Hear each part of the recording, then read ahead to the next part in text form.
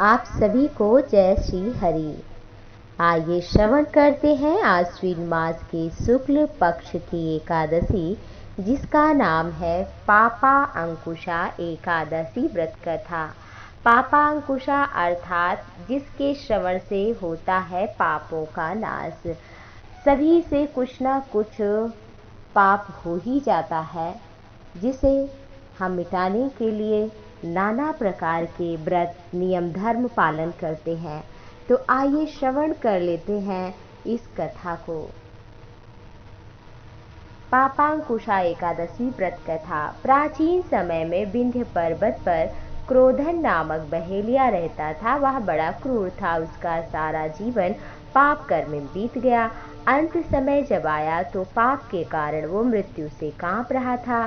कांपता हुआ महर्षि अंगिरा के आश्रम में पहुंच गया किसी तरह से और याचना करने लगा, ऋषिवर, मैंने जीवन भर पाप कर्म किया है, मुझे कोई उपाय बता दो जिससे मेरे पाप नष्ट हो जाए और मुझे परलोक की यात्रा सुखमय मिले।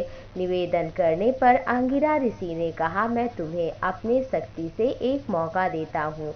एक एकादशी है जिसका नाम है पापांकुशा एकादशी। आश्विन मास के शुक्ल पक्ष की एकादशी को व्रत करना श्रद्धा भक्ति भाव से सभी पापों का जिससे होगा निवारण और तुम्हें मिलेगा भगवान का परम धाम। तो उसने क्रोधन नामक बहेलिये ने आश्विन मास के शुक्ल पक्ष की एकादशी का व्रत किया, जिससे उसके समस्त पाप नष्ट हो गए और भगवान के धाम को सभी सुख को भोग करके गया। इस दिन भगवान की पूजा, नारायण की पूजा विधिवत करनी चाहिए। विष्णु की, श्री राम की, श्री कृष्ण की, जो भी आपके प्रिय हैं उन स्वरूप की पूजा करें। भगवान श्री हरि को तुलसी दल अर्पित करें, धूप दीप नैवेद्य चढ़ाएं तथा आरती करें, प्रसाद वितरित करें, फलाहार करें। इस दिन चावल तो बिल्कुल नहीं खाना चाहिए।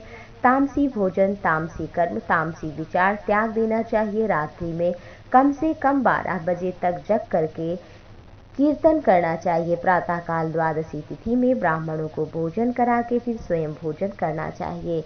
इससे भगवान श्री हरि निश्चित ही प्रसन्न होते हैं और हमारे अनेक अनेक पीढ़ियों का भी उद्धार हो जाता है। तो आप सभी पर भगवान श्री हरि की कृपा बनी रहे। पाप कर्म जब तक है तभी तक दुख है। तो पाप कर्म को मिटाने के लिए श्रवण करिए पापांकुशा एकादशी व्रत कथा। जय श्री हरि।